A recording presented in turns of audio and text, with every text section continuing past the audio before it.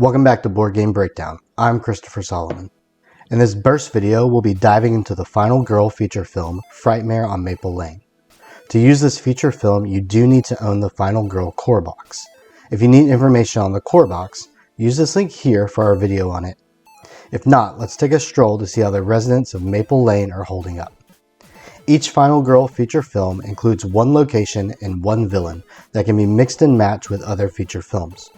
In Frightmare on Maple Lane, one of two Final Girls, named Sheila and Nancy, will take on Dr. Fright, the Dream Doctor. Let's dive into the villain first. Dr. Fright is heavily modeled on Freddy Krueger of Nightmare on Elm Street fame. When the game starts, the Final Girl is awake, meaning that she can't deal damage to the villain and vice versa, though Dr. Fright can still kill the victims populating Maple Lane. Eventually, some factor in the game will cause the Final Girl to fall asleep, placing her in the dream zone called the Boiler Room.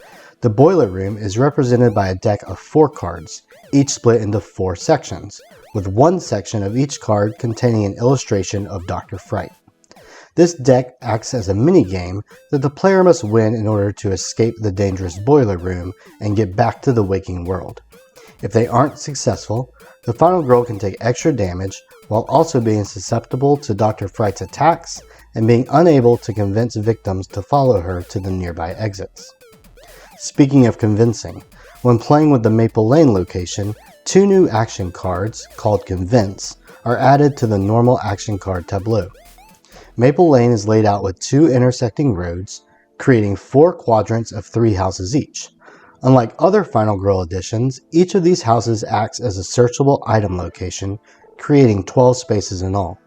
If a house is inhabited by at least one victim, the Final Girl can't just waltz her way in, as the neighbors have heard rumors of a murderous psychopath on the loose. Instead, she must use the aforementioned Convince card, succeed at a horror roll, and then she can finally be let into the house. This adds quite the wrinkle to the game, as the dice can be very unforgiving. And without the bonuses from saving victims, Sheila and Nancy are going to have one rough night ahead of them.